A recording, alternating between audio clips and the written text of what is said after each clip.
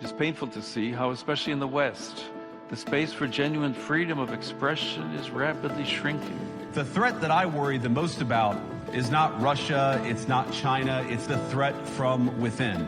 The retreat of Europe from some of its most fundamental values. Freedom of speech is meaningless unless it means the freedom of the person who thinks differently. Welcome to a new episode of Unconventional Knowledge. This month, we are joined by Karl-Peter Schwarz, one of the most experienced observers of European political developments. With over 35 years in journalism, including roles at Die Presse, ORF, Die Welt, and the Frankfurter Allgemeine Zeitung, he has followed the evolution of Europe's political landscape firsthand. In this conversation, he and Prince Michael of Liechtenstein examine whether freedom of expression in the West is under pressure, how the concept of liberal democracy has evolved, and what this means for the future of European politics. Let us start with a quote from Pope Leo XIV, and he said in his speech this January, I think, to the diplomats on the Holy See, and he said, "It is painful to see how, especially in the West, the space for genuine freedom of expression is rapidly shrinking. At the same time, a new Orwellian-style language is developing, which in an attempt to be increasingly inclusive, end up excluding those who do not conform to the ideologies that are fueling it." This quote also goes along with current studies, such as in Germany, where in 2023, for the first time in 70 years, a majority said they are cautious about expressing their views publicly. How would you see this trend which is developing and which Pope Leo really highlighted? Is there a larger shift against oppressing or against limiting free speech? First of all, I have no doubt that it was a deliberate shift, and I'm not sure that it was well-meaning. The trend started as the Cold War ended. To better understand the confusion that prevails today, it is maybe worth looking back at the debates that took place after the end of the communist regimes in the 90s. You may remember the American political scientist Francis Fukuyama and his famous book, The End of History, which came out in 1992. Fukuyama did not claim that there would be no wars or that all political struggles would end. Instead, he argued that a global consensus on liberal democracy was emerging. He regarded a liberal democracy as the only globally possible and legitimate form of government, the only regime capable of overcoming the political, economic, and ecological challenges of the coming centuries. Through the Cold War, democracy was still understood as the antithesis of totalitarian people's democracies. Traditionally, democracy was considered as a decision-making process, in which the majority prevails over the minority of voters, but the rights of the minorities are safeguarded. All parties may take part in the decision-making process, provided they respect the Constitution and the rule of law. Of course, this does not apply to far-left or far-right totalitarian parties that seek to abolish the democratic system as such. Now, after the fall of the Iron Curtain, as the former Soviet satellite states underwent democratization, a new post-national and globalized concept of democracy emerged. Fukuyama's term liberal democracy redefined classical democracy. It meant a new political, economic, and cultural model which was soon and very effectively implemented. In the European Union and in the US under President Bush, Clinton, Obama, and Biden, it became the guiding principle of political action. In Germany, the liberal democracy is sometimes simply called our democracy, as if a decision-making process were a property. And indeed, the liberal democracy is a captured democracy, captured by forces which have a very particular understanding of what liberalism means. For those forces, it means quite the opposite of a real liberal order. Their liberalism, which I would call cultural liberalism, doesn't limit political power. On the contrary, it endorses it and it opens the way to unlimited governmental interference in how we have to live, to think, and to talk.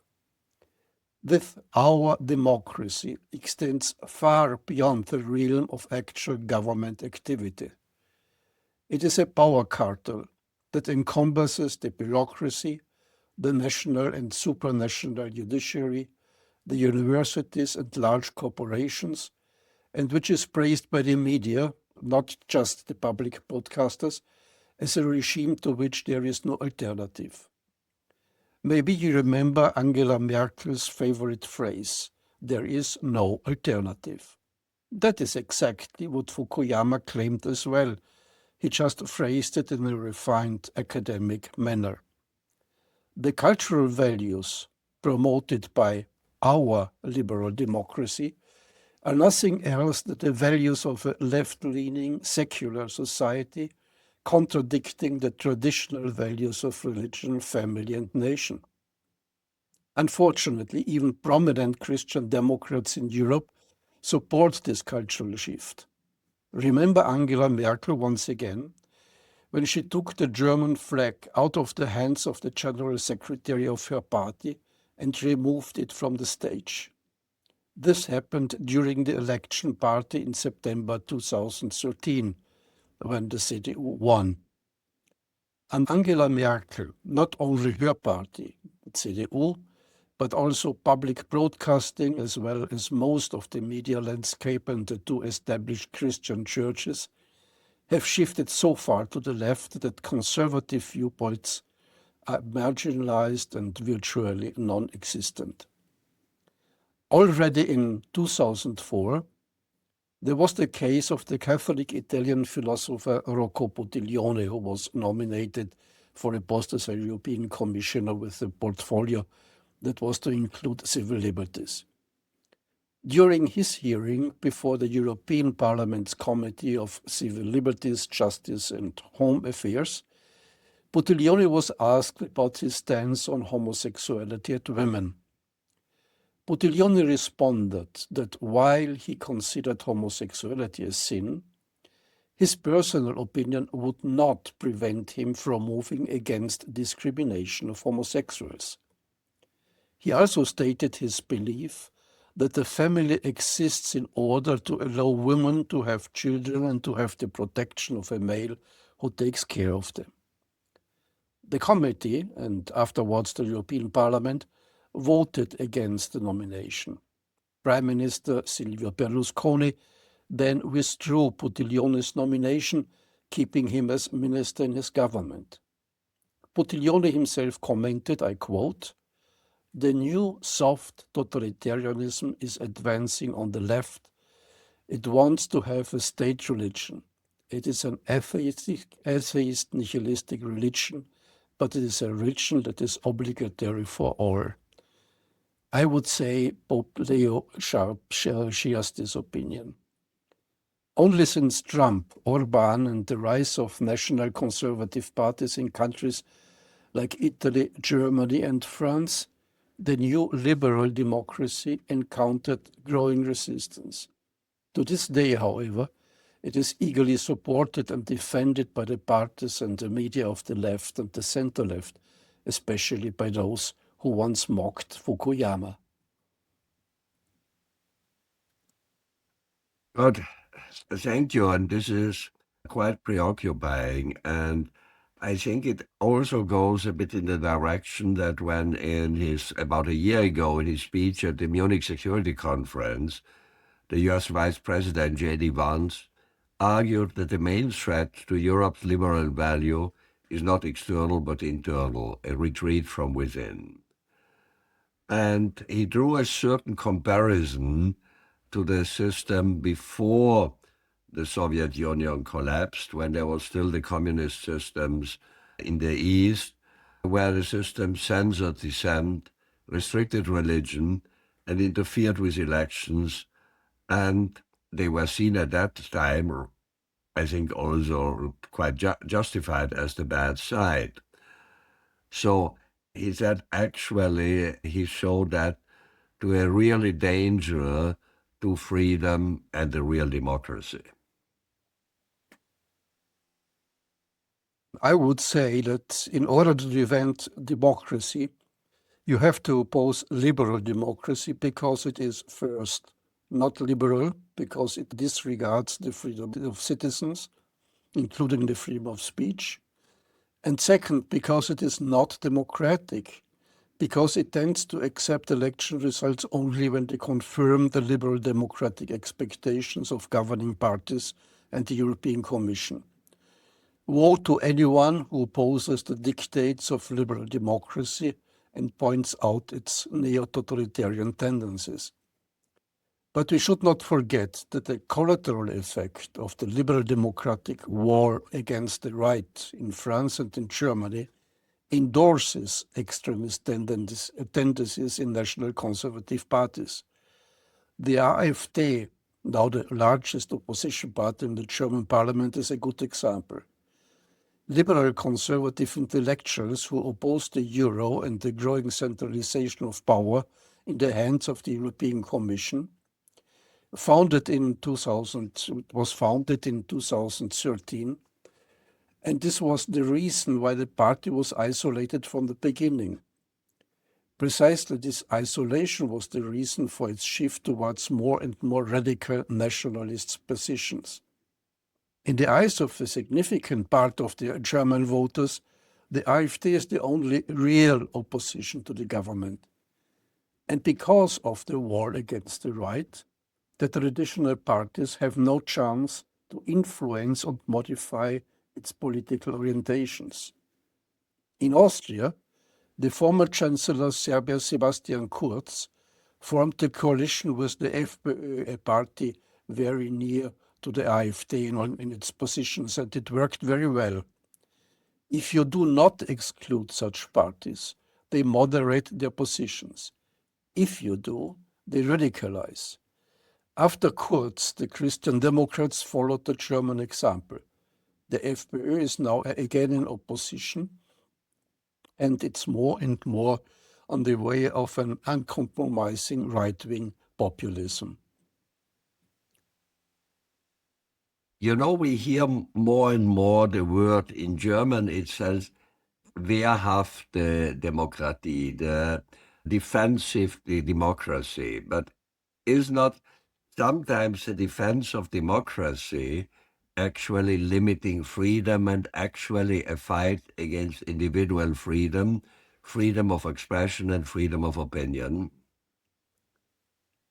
I think Vance was right when he argued in Munich that the major threat to Europe's liberal values is not external but internal.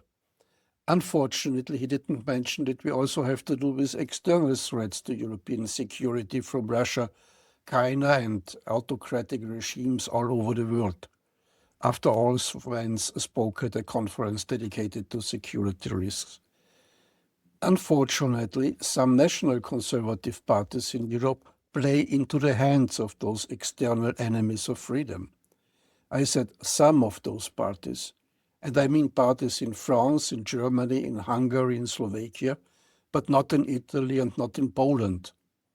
The governing party of Giorgia Meloni in Italy and the national conservative opposition in Poland are well aware of the geopolitical threats presented by Russian imperialism.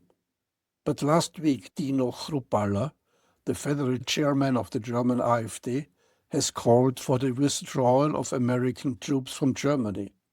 In a speech at the party convention, Chrupalla referred to the party platform, which calls for the withdrawal of all Allied troops and nuclear weapons. Let's start implementing this by withdrawing US troops from Germany, he said. Chrupalla praised the left-leaning Spanish government for not allowing the Americans to use US bases in their country for operations in the war against Iran. Germany, too, should no longer allow itself to be drawn into international military operations. And then, just over a year ago, Chrupalla had traveled to Washington for the inauguration of Vice President Donald Trump. Now, after the war against Iran started, the AfD is less proud to be the preferred partner of the MAGA movement and the Republican Party. Things change rapidly these days. This is actually true, and I think if we start, wouldn't it be good for starting and really defending democracies, also to try to defend liberty and free speech? And on the other side, I think we have to see that we are defending freedom both internally and externally, and we have also these challenges from Russia, and it's a bit hypocritical when the parties like the AfD on one side complain about being limited in the freedom of expression, but on the other side also criticizing efforts to, let's say, contain autocrats who want to invade by force parts of the European countries. Yeah, absolutely. I mean, it would be not a good option if the next elections to the German Bundestag would result in a majority for the AfD, but I wouldn't even expect it. But I return to the problem of this war against the right, because if you do this, if you isolate them, you have no chance to influence their options. Imagine that Chancellor Merkel would leave the coalition with the Social Democrats, which blocked every reform as far as when he proposes it.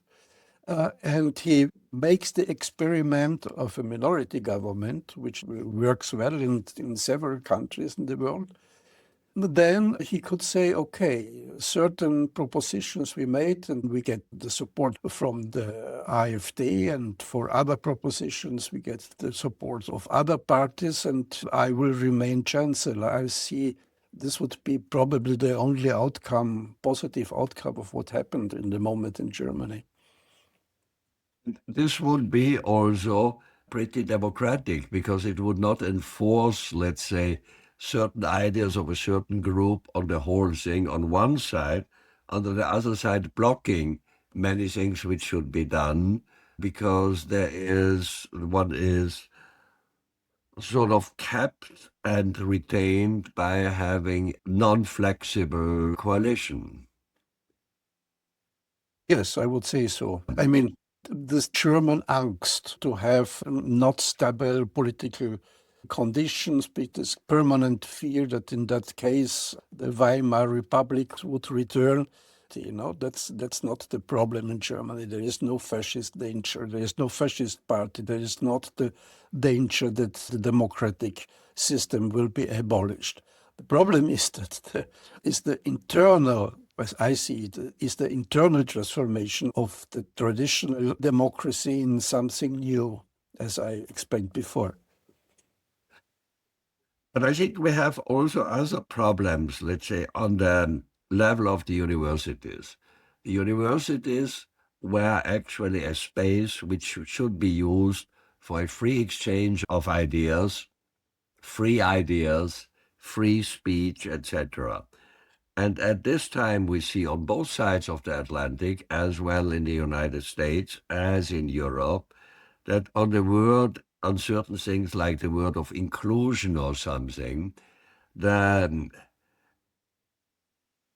actually there is more space left for opinions than for real facts. And certain things are not wanted to be addressed. And isn't that also a big danger to our Western culture? Well, I'm not the right person to answer this question because I graduated at the University of Vienna almost 50 years ago. and I never returned to academics since then. My knowledge of American universities is mostly based on media reports and analyses. But looking on what they publish in the fields of social sciences, I don't have the impression that there is much diversity of ideas. Probably it's even worse than in the mass media. The liberal democratic conformism dominates more or less everywhere. There is the interesting case of the popular German comedian Monika Gruber, who was never a political comedian in a traditional sense. She was more of a storyteller, telling hilarious stories from her rural origins, from her time as waitress, and anecdotes from her family life and so on. There were many people who liked it. The venues got bigger, she became better known, and was showered with prizes and awards. But gradually, she says, she sensed that the artistic liberty of earlier years was slowly slipping away. Public discourse grew increasingly harsh. And as her fame grew alongside the rise of social media, personal hostility suddenly intensified, all anonymous, of course, but even more vehement, even including a death threat. Since my childhood, she says, I haven't shifted an inch to the left or right ideologically. I still stand exactly where my parents stand and where my grandparents stood. The only thing that had changed is public opinion. You are not on the right simply because you uphold conservative values. You are not an extremist simply because you want the state to protect its borders. And you are certainly not on the right-wing extremism simply because you want the state to care for the people who fund it with their taxes, rather than focusing on obscure projects all over the world that are never actually carried out. Yes, and I think you have as well because they have, for instance, in Germany a law which is called, well, it's a horrible name, Netzwerkdurchsetzungsgesetz.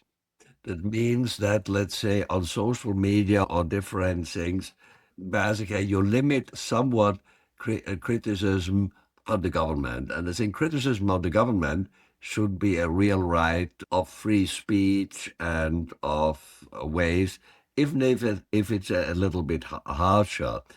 And people are getting, just for making remarks, sometimes their apartment is raided by the police at 6 o'clock in the morning, etc., and they are searched. They will not be arrested. It's not as bad as they're arrested, but still being raided and served 6 o'clock in the morning is already quite a strongly limitation. And I think self-conscious democratic government should be able to live with certain criticism, also if it's harsh.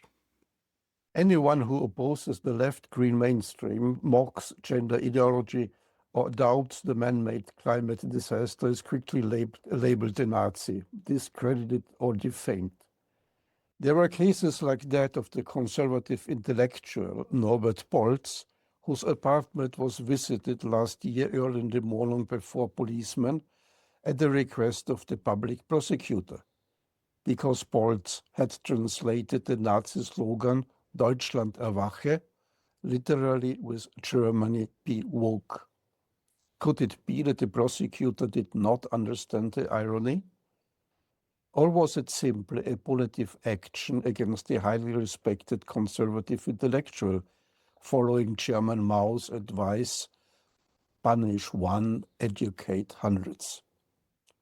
Then there was the embarrassing debate around the journalist Julia Roos, who works for public television in Germany. Her TV show addressed the topic of migration critically, yet in a highly factual and objective manner. Therefore, no less than 250 colleagues at the public NDR signed a petition against the continuation of her program. However, if the voters get the impression that they are no longer allowed to express their opinion without being framed as right-wing extremists by thought police, then it is no wonder that more and more voters are turning to extreme parties and that scientists and other high performers emigrate from Germany. We should not underestimate the effects provoked by the change from democracy to liberal democracy. The preamble to the German Basic Law refers to the German people. That this was understood to mean a historically developed, ethnically and culturally defined nation was long beyond question. It was only after German reunification that the so-called constitutional patriotism, a term coined in the 1960s, became the state doctrine of the Berlin Republic. Today, anyone mentioning the German nation is automatically deemed a nationalist right-wing extremist and must expect the police to confiscate his computer because an NGO, funded by taxpayers, has denounced him. There are enough compliant prosecutors and judges who will show the constitutional patriotic dissident the limits of the liberal democratic corridor of opinion. Also, Article 4 of the German Constitution grants everyone the right to freely express and disseminate their opinions in speech, writing, and images. In constitutional reality, this applies only to opinions within the framework of liberal democracy. Anyone who does not adhere to this framework risks to be deemed an enemy of the Constitution. In Germany, individual politicians enjoy a special protection against insult, defamation, and slander.